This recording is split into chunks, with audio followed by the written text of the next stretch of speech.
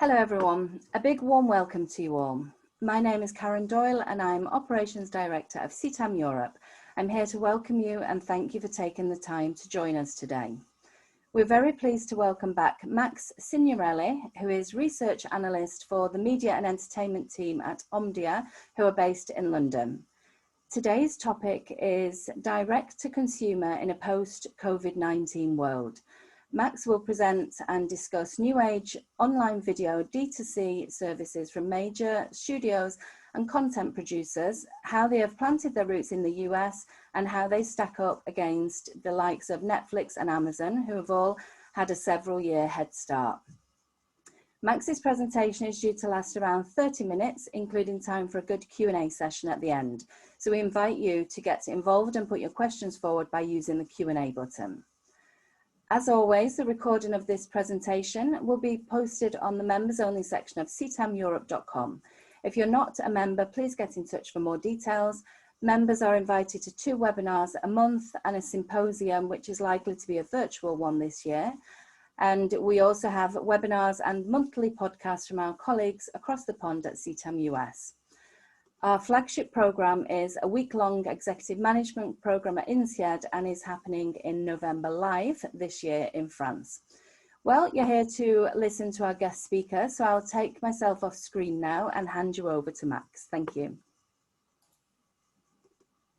Thank you very much indeed, Karen. Hello, everyone. My name is Max Signorelli, and like I said, I'm a research analyst in the TV and online video team at Omdia, the research arm of Informa Tech. And as I've already been very well introduced, I'm going to talk to you today about direct-to-consumer going global, the idea of taking the D2C service that we've seen do very well in the US and see how they'll apply themselves in the vast world out there. So without any further ado, let's get started. For those of you who don't know, like I said, I'm from Omdia, and we are the research brand of Informa Tech, and we combine a whole variety of research across the consumer and tech ecosystem, everything from chipsets to consumers. I mostly deal in the consumer side of things, but it's obviously extremely important to be as informed as possible through all aspects of the industry, be it the technology, the vendors, the service providers, and we're able to provide information services and consultancy for all of those operators, and we do so with great pride as being one of the #1 operators in that space. And I'll hopefully have a chance to prove that to you today with my agenda, which starts off by looking back on the year of COVID, 2020, the year really that we know now has really accelerated the industry forward, has caused some things to close and some things to change, and we'll have to see what that does moving forward into 2021. Then we're going to take a look at the consumers of tomorrow. We have a look at what the consumers say that they do, who they do it with, and what they do while they're there. And then we really go on to that idea of taking the USA global, taking these new age D2C services and seeing what they can do elsewhere. Importantly, to state though at this point that we're using the US D2C as examples, but really a lot of this can apply to plenty of other people as well and many other places in this industry. And then beyond that, we're going to look at what the road ahead looks like, the kind of challenges they're going to face and how they can adequately face them. And there'll be a few looking backs on some previous things that I've done, one of them with CTAM Europe, but we'll get to that in due time. So let's start with the year that accelerated the trends of the media industry, the year of COVID. So COVID is continuing to change the world, even in 2021, but the extent to which it's changed the world has varied by market. We see here lesser tracking of cases, but more tracking of stringency index as done by the University of Oxford and the Blavatnik School of Government, as aggregated by Omdia. And we can see that it's a cluster of lines, but it all has different impacts at different rates. And some of these markets have seen new spikes in the early on to 2021. So we're very much not out of the woods yet. But this has really characterized the dips and falls in all kinds of video usage across the year of 2020 and beyond. We have here a same old story, the idea of convergence and divergence, this idea that OTT subscriptions have now overtaken that of pay TV, something which is unprecedented, obviously, but it's not something that should be overlooked. But that said as well, it's important to remember that we're talking about subscriptions here. And when you look at it on a revenue perspective, you still see that OTT is still lacking behind pay TV by about 1/3 the size of pay TV. And that is going to be it's going to continue to characterize it even as OTT subscription vastly surpass pay TV moving forward and rapidly approaching 1.5 billion subscriptions over the next 4 years. And what's at the hands of that? What's at the hands of pay TV not seeing the same kind of growth we used to see? It's the phenomenon of cord cutting, something made famous by the US, but it's now spreading to other countries and to other operators around the world. A lot of the time these days, it can still be tied to just a few operators operating in single markets, which is why you see some of these numbers being a little low, but it really correlates well with the growth in OTT, which is universal and extreme in some scenarios. And you can see here that this is a trend that is likely to continue over the next few years as pay TV falls anywhere between 1% in a few markets to as much as 9% in places like Australia, while online sees surges of almost 50% in some emerging and developed markets. But OTT subscriptions aren't the only ones that are seeing the surge. This is some research we've done on the average number of video services per user and how that stacks with time. And we've seen that this is a trend that is going up. This aggregates pay TV, AVOD, SVOD, and transactional video services. And we see that it's a trend that is going up across the board, but again, is at different places. And so these new services that are coming from a place with nearly 9 subscriptions per user in the US at the end of 2020 is going to markets where there may even be less than half of that.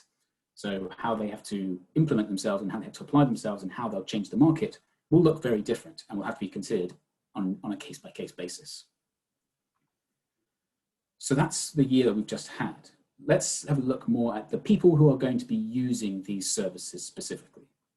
Again, using our survey data in a handful of markets, we've been able to look at how the overlap of these services work. The idea that people talk a lot about SVOD, but it's important to look at how people are taking that SVOD and how they're taking it in conjunction with other business models that can still be profitable for a lot of these content producers, the ones who are actually going D2C and taking things into their own hands.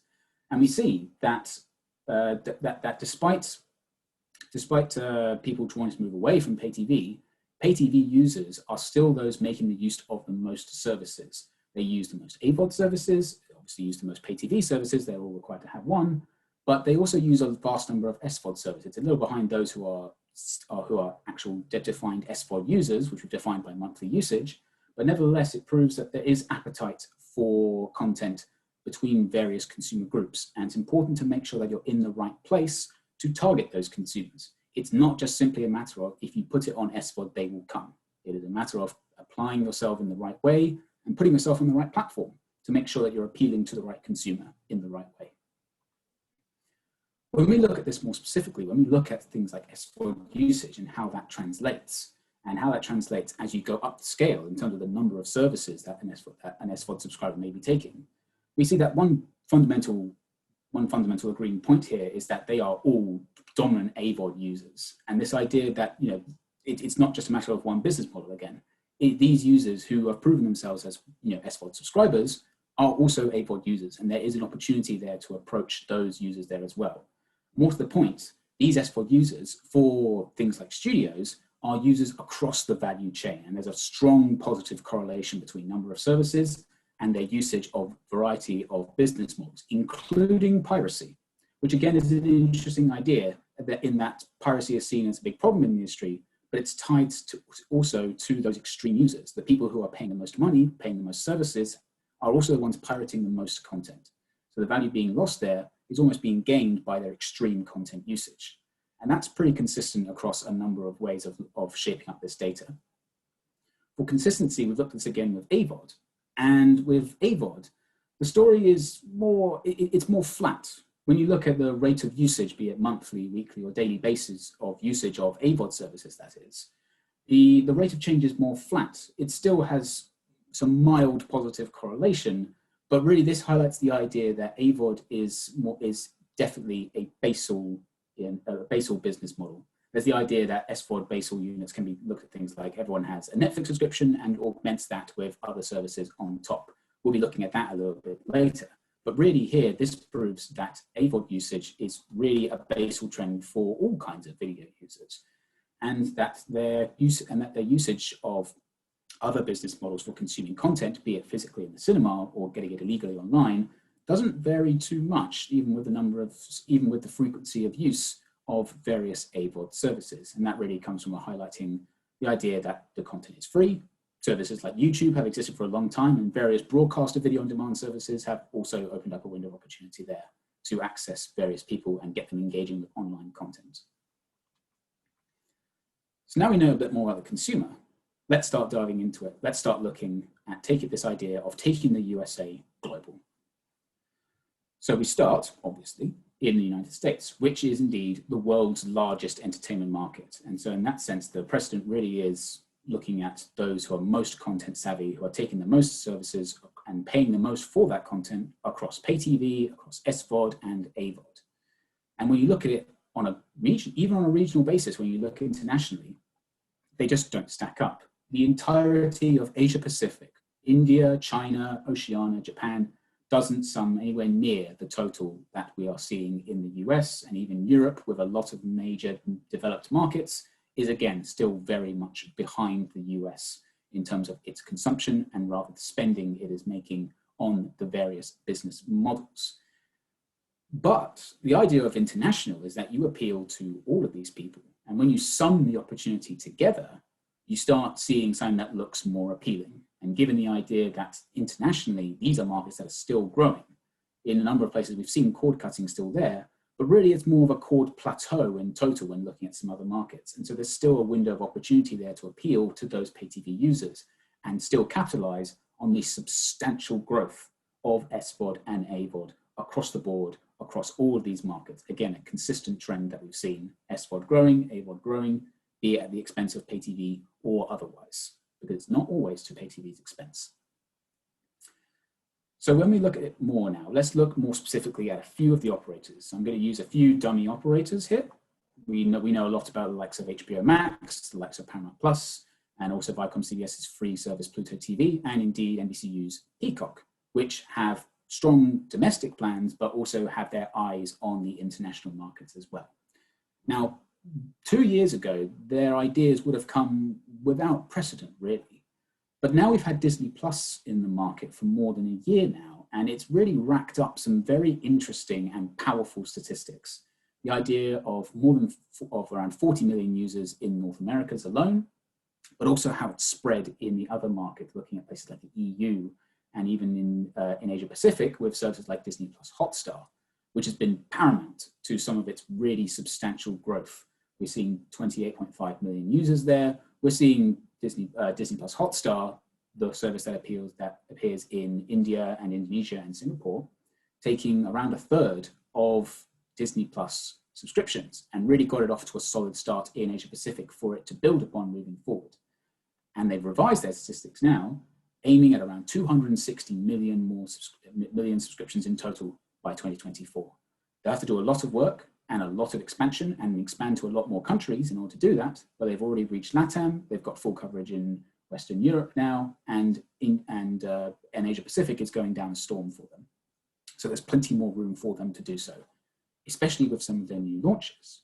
When we look on the next slide, what we're seeing here is a few stats and this idea that some of these guys already have their fingers in the various markets around the world.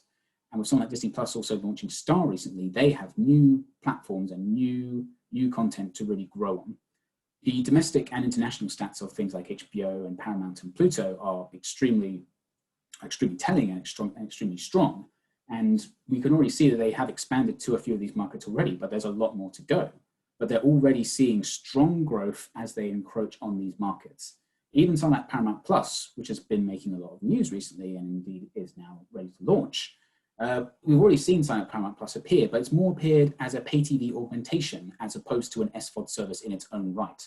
This branding is going to be particularly important as the brands unify under the well-known names of HBO and Paramount with all the content that made them successful globally. And even in some markets where the names are completely different, something like 10 All Access in Australia, for example, belongs under the Viacom CBS branding and will become part of this large defined ecosystem with all the Paramount and Viacom CBS content available there, with a branch that's already well entrenched in some of these markets. But it's important to qualify here that the world will not be conquered so easily, especially now Disney has had this head start. Even a year is enough for a head start to put them somewhere really important, which is in the top 3 international services in terms of subscriptions. 1/3 of international OTT subscriptions, that's excluding the US, belong to either Netflix, Amazon, or Disney Plus and Star. And importantly, they've reached a level where they are now looking to compete with Amazon. Now, Amazon's growth internationally is still very much locked to its prime bundle markets. So there's a lot of expansion it can do there as well. And indeed it is doing by launching new bundles. But that's going to really characterize their growth moving forward. And Disney Plus still has a lot to do. And even Netflix, who has been in the market for years now, has still lots of room to grow as well. But obviously, it's not just these guys. There are plenty of other names. Every market has got its own. Every region has their own regional service as well, which is seeking to compete and take their share of the pie away from the likes of Netflix and Amazon, who are, as I've said before, so well entrenched. But this is across all business models. And other services there you see aren't indeed SVOD services, like Pluto TV being more on the AVOD side of things, which means they have to compete with the other AVOD services there too, talking things like YouTube, Facebook Watch, Twitch, and all the various other hybrid services that are out there as well, which is something that more Peacock is taking a look at as well, and indeed Paramount Plus as well, for that matter. So really, how they take this internationally is going to be very much dependent on each market. And the barriers to success, they are multiple and they are extremely high, but there is where these guys are in some of the best positions to navigate them. But again, like I said earlier on, this isn't just exclusive to these four operators on the left. They are dummy operators, and anyone who is looking to do similar strategies. We've seen someone like Discovery Plus making significant leaps, someone like Viaplay in the Nordics looking to go global as well. These are all challenges that appear to them too. So this is all something that they need to get on board with and really appreciate the gravity of the situation when looking internationally. I've got 3 factors for you, which I'm going to go through in my next section to round off the webinar. Looking at their existing routes, that is the number of the operators that they're already distributing their content through, be it pay TV channels, OTT operators, or otherwise, and how that really is going to affect their deployment of their direct to the consumer standalone strategies. Also looking again at direct competition, that vast multitude of services, the hundreds of services they have to fit their proposition in between, and more importantly, have to take content away from and sacrifice certain commissioning revenue from in order to mark themselves as a player in that territory. And finally, the best practice. Again, I've been trying to highlight the idea that it's not just SVOD, that there's also AVOD there, but also how these pay TV operators are still harboring the consumers who want to pay the most for content. And so how you appeal to them will be particularly important. And this is where I start looking back to one of my previous CTAM presentations around partnerships, which we will dive a little bit more into as we get to the next section, which I've entitled Paving the OTT Road Ahead. Because let's face it, the future is OTT, and it has to be embraced rather than disregarded. But how you approach that can be very different in various markets, and various businesses need to pay attention. So let's go through each of the barriers that I was looking before. Let's start with the existing routes. Now, this is the last time you're going to see these dummy names here, but we have to look first at where they already are and the agreements they already have in place. Something that we saw did delay the launch of Disney Plus in some markets is this idea that they have to commit to their contracts with a number of service providers in these markets. So where do they apply themselves? The answer is everywhere. They're with most premium pay TV operators in most markets around the world. They have around 200 of these content partnerships where they sell their content to the pay TV provider in various pay TV windows, but also to OTT providers as well. And so if they're moving into the OTT space, they have to make sure that they're on a competitive basis with the other OTT services, which may mean the withdrawing of content from those operators. And how that will look, depending on the services that are in those markets, will again be very different. It's not all about Netflix, especially considering Netflix is now taking its content library very much on the Netflix-owned content route, which means it has much less of a reliance on the content from these operators. So in that respect, as the content comes off Netflix, Netflix is less likely to feel the burden of that loss as time moves forward. But it's important to reevaluate that position as opposed to withdraw from it altogether. What we're seeing here is how operator OTT partnerships have grown with time, and how it's really important that this continues moving forward as the number of partnerships that we're seeing is rapidly approaching the 1,000 mark globally. There's a lot of operators out there, there's a lot of OTT services out there, and they all need to find their space within these operators. Fortunately, people like telcos and pay TV operators, like I said before, have already aggregated those people who are willing to pay for content, That's effectively what pay TV was. Pay TV is just going to start looking a bit different as you augment it with online services, be they SVOD or AVOD or otherwise. And there's lots of different ways of doing it in 2021. There's all kinds of ways you can integrate your service and how far you want to be into that ecosystem and how valuable that will be for a given operator. We have everything from a marketing alliance, which is just simply a promotional relationship, and can even include things like having your data 0 rated on a telco's network, making your service easier to access for the consumer, and everything up to direct service integration and consumer relationship, where your content is fully integrated into a pay TV or telco's ecosystem, and your content then becomes much easier to find for those users, with the idea of it increasing consumer stickiness within that given ecosystem, but also to that given OTT service that we're talking about. And you can see the share of those partnerships there. Really, a lot of it to date has been a matter of bundling it into set-top boxes, but how that's going to change moving forward remains to be seen. So that's dealt with existing routes. Now let's look more at competition and this idea of something that used to be called the rule of 2 becoming the rule of 3, thanks to someone like Disney. This idea that Disney has annexed itself to become one of the primary services now. This idea that people take Netflix or Amazon and augment their subscriptions with that. Disney Plus is finding its place in there as well, contributing to the phenomenon of service stacking, which indeed can be driven by the service operators, and we have seen that when something like Disney Plus launched in Europe, we saw that shift. But it's important to see where that fits into the traditional flow of things, where something like Netflix and Amazon is extremely well established, Netflix having reached 200 million users globally. They have quite a lot of power behind them now, having got into the game so early. And that's something that a lot of these operators don't have the scale for yet. But as Disney Plus has also proven, the acceleration and the drive to getting those subscribers up in such a short frame of time is possible with a strong content offering and a strong content proposition. And importantly, I would highlight this idea of partnerships again, this idea of putting yourself in the right place and putting your content in the right place for the right consumer. Let's go back to this graph. This graph is something I showed you before, but what we can do using some of our data is break it down and look at it from a specific business model perspective. And we start seeing here that in terms of the average number of services taken, AVOD is one of the strongest in terms of number of services utilized by consumers, followed by SVOD. But then within that, there's a lot of domination of certain particular services. Something like YouTube in particular is a strong basal service where around between 16% something like in the US, where there are a number of strong advertising video offerings, be they BVOD or otherwise, stretching up to something like 36% in somewhere like Mexico and Latin America, where YouTube has really solidified itself as a strong free video offering and become its own platform in that sense in its own right. And the same thing can apply for something like Netflix, Amazon, and Disney. Again, this idea of the rule of 3, that these guys between them command such a share of the market, and how a lot of these consumers will either have to make a choice between these services, or they'll have to find where they fit in, or find a way of fitting in these new services into this scope. Now let's take a quick look at the best practice. Now, I've talked a lot about partnerships, but because I think partnerships are so important in terms of driving this international growth. It's a lot of players to get to, but once you're there, the results speak for themselves.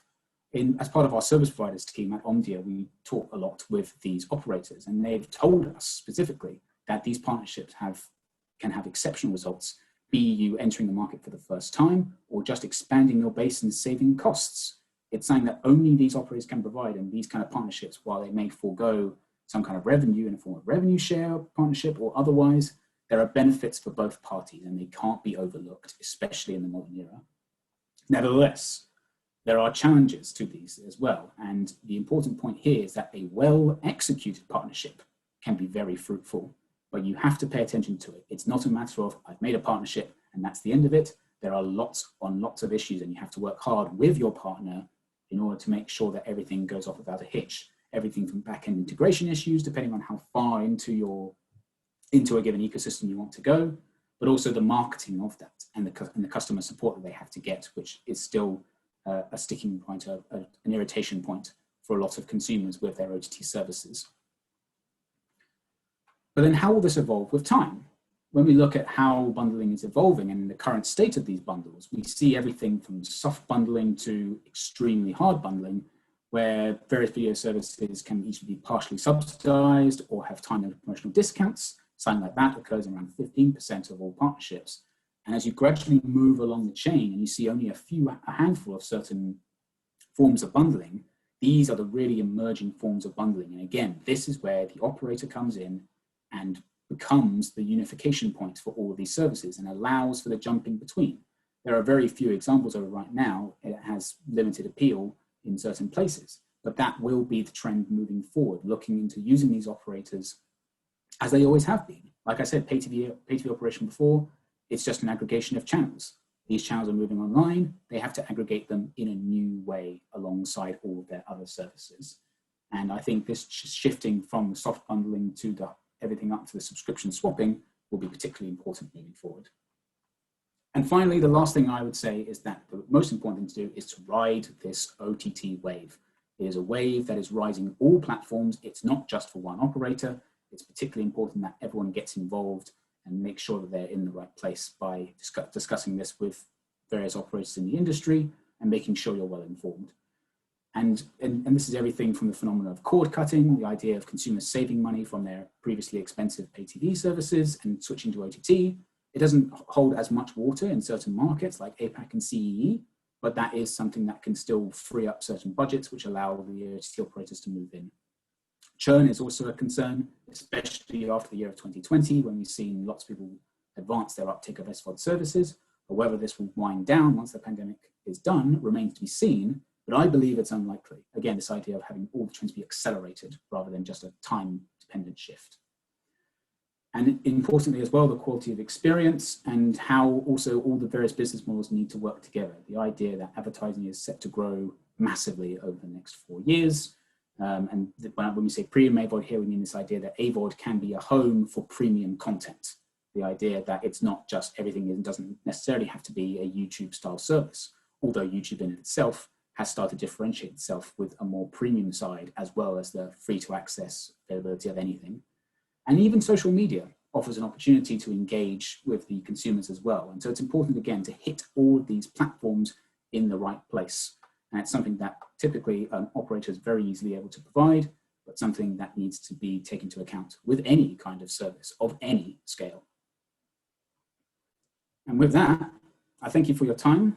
And I guess the floor is now open to questions in the little time we have left. I need to learn how to press the unmute button, I think. Thanks, Max, that was really good. Very excellent slides and everything. Now, we have got quite a few questions here. The first one is, how much of a boost will the addition of Star content give to Disney Plus subscription goals? Yeah, so Star is an interesting one because Star, while still all Disney-owned content, it really helps to validate the service as more of a standard SVOD service. The idea that it's no longer just an aggregation of kids content, Star Wars, Marvel movies. It in fact has its own proper TV series and movies in its own right in a way that's able to appeal more to more demographics more easily, not just to the specific niche genres that they were aggregating before. And in that sense, even though it's all still owned content, they are able to really, they have so much of it. Disney is such an unprecedented provider in that sense, where it's able to provide everything under one roof. And I think that will be particularly valuable for it moving forward. It will obviously have a different impact in different markets. So it makes more sense to do it the way they've done it in the UK, where it's directly integrated in.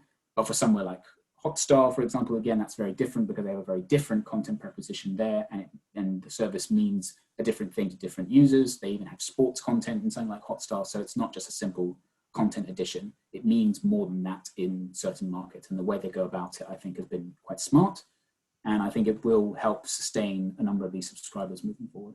Yeah, yeah. The next one is from Mumbai. With so much competition building up in streaming, why is customer retention under-indexed as an element in the stack? What are your thoughts? So I guess the idea of customer retention for something like OTT is something that used to be advertised quite widely. The idea that you can unsubscribe at any time, and that was a convenience point for you. And I think moving forward, that's something that is less something to advertise and more something to restrict. We've seen operators remove their free trials on certain services, and really this idea of trying to keep the consumer there and keep the consumer paying. But I think a lot of the stickiness there in terms of consumer satisfaction comes from the friction of having quite a lot of services to manage. And with more services to manage as we move forward, it's going to be increasingly difficult to do that, which again is why I think the partnership side of things I've been talking about, which I keep on going on about, partnerships. I had a whole webinar about it last time I was at CTAM last year, but this idea that they're so important, and with so many fragmented markets, the operators there really know what they need to do and know how best to aggregate this content in the one place. Because especially as moving forward, mobile services and broadband services are something that a lot of people will have.